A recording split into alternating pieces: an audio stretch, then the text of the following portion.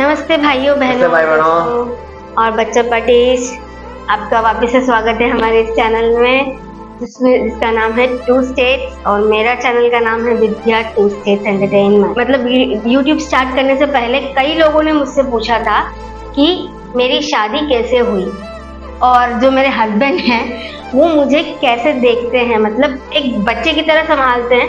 तो उनको सबको लगता है कि ये हमारी लव मैरिज है, राइट? नहीं, ये प्रॉपर अरेंज मैरिज है।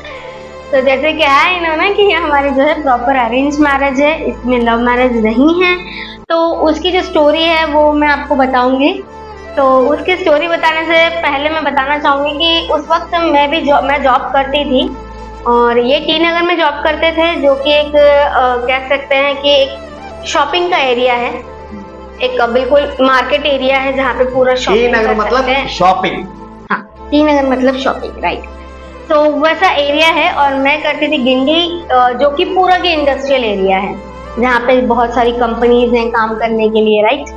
तो उसका वहाँ पे मैं एक कंपनी matrimony.com में काम करती थी, ये टी नगर में काम करते थे। तो मेरा प्रोफाइल बिफोर मतलब मैं ज्वाइन की मैट्रिमोनी ज्वाइन करने से पहले से मैंने बना रखा था मेरा प्रोफाइल, और इनका भी प्रोफाइल इन्होंने बना रखा था। तो अब इन्होंने क्या है कि उस वक्त सब्सक्रिप्शन ले रखा था, राइट, है ना, और खत्म होने वाला। हाँ, पेड मेंबर का लास्ट दिन था। ओके, हाँ, तो पेड मेंबरशिप का जो था इनका लास्ट दिन था। तो ये जो मेंबरशिप का लास्ट दिन था, तो इन्होंने क्या किया कि अब खत्म होने वाली मेंबरशिप और एक दिन में क्या है उसमें 100 मैसेजेस आप कर सकते हैं।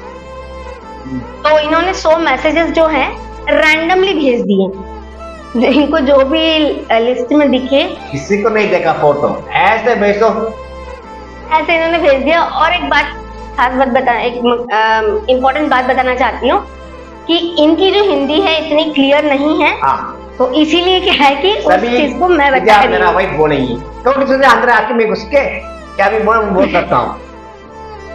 तो उसके बाद में मतलब उस वक्त मैं जब ज्वाइन की थी तो वहाँ पे काम कर रही थी, तो मैंने अचानक मेरा profile as it is just मैं डेली बेसिस पे मेरा प्रोफाइल देखती थी उस वक्त। तो मैंने वो प्रोफाइल देखी मेरी, तो देखा तो मैंने इनका रिक्वेस्ट आया हुआ देखा, मैंने कहा इनका रिक्वेस्ट आया, ठीक है।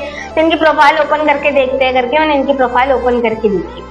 तो इनकी प्रोफाइल जब मैं पढ़ रही थी तो उसमें इन्होंने लिखा था कि पंजाबी है, बेसिकली पंजाबी है but born and brought up Chennai के हैं।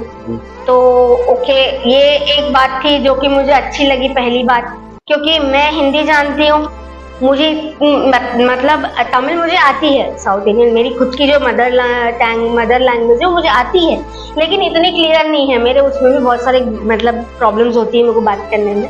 बट हिंदी मेरी फ्लुएंट है, इसलिए मैं इसमें बात करना ज़्यादा पसंद करती हूँ।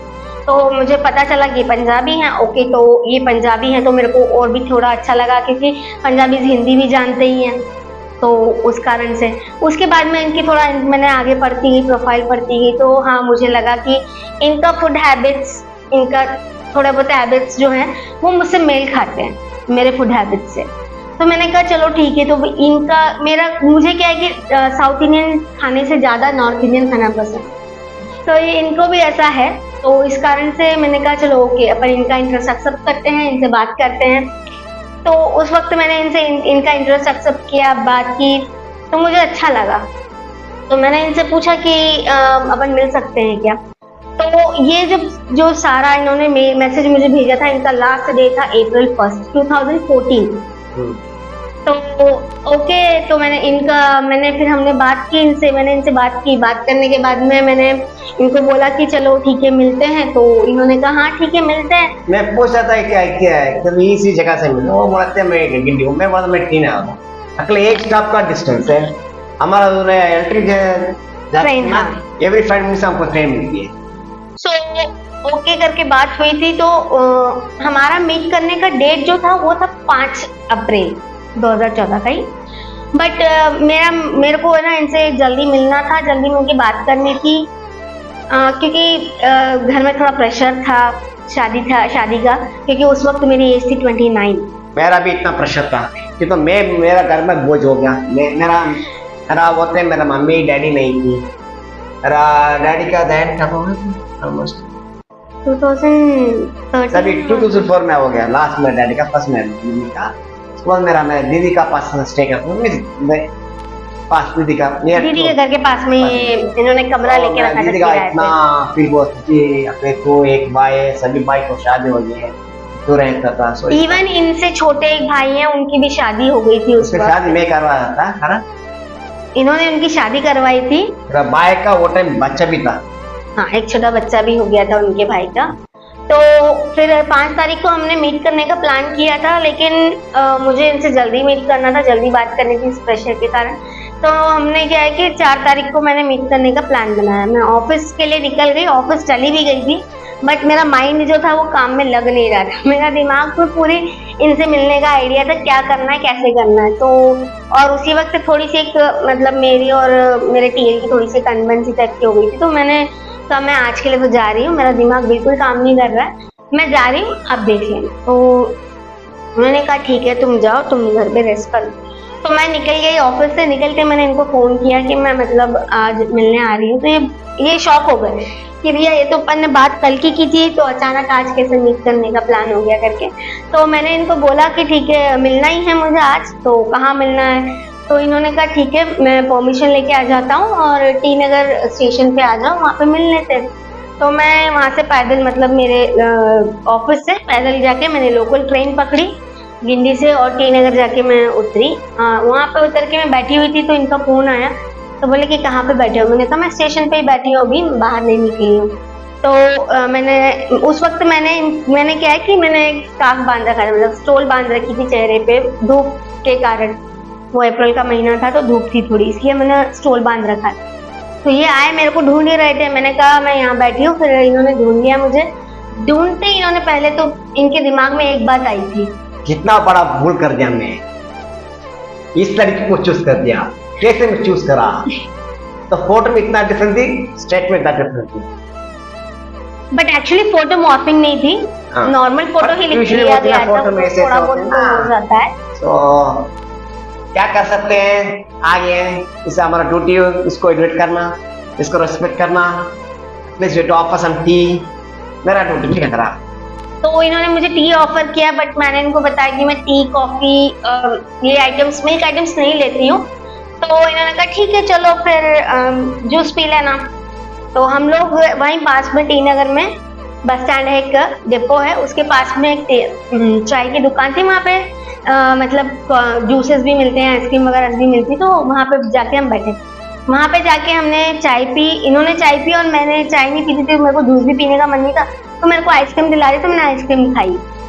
अब यहाँ पे हम कहाँ जाएं, क्योंकि हमको बात करनी थी, तो वहाँ पे बैठ के ज्यादा देर बात नहीं की जा सकती। और इनको क्या है कि हम बस में बैठने की सोचे थे, क्योंकि बस डिपो पास में ही है। बट इनको क्या है कि बस में भी मतलब बैठ के ज्यादा देर बात करना पसंद नहीं है, क्योंकि वहां पे बैठ के बात करते तो सब समझते हैं कि ये लवर्स हैं, और ये चीज इनको पसंद बिल्कुल भी नहीं है। इनको बिल्कुल भी ये चीज पसंद नहीं है। मैं लोगों को सपोर्ट नहीं करता, जैसे मैं अगेंस्ट भी नहीं करता हूँ। तो इन्होंने क्या किया कि चलो अपन बीच चलते हैं, मरीना बीच, वहां पर जाके बात करेंगे करके। तो हम लोग बैठ गए उस बस में जो कि मरीना बीच जाती थी।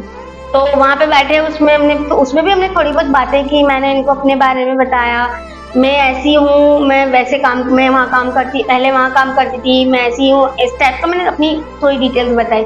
फिर हम लोग वहाँ पहुंचे, राइट, वहाँ पहुंचे, बीच पहुंचे, मरीना बीच पहुंचे। मरीना बीच पहुंचने के बाद में वहाँ पे एक वॉकिंग की और जॉगिंग की जगह है।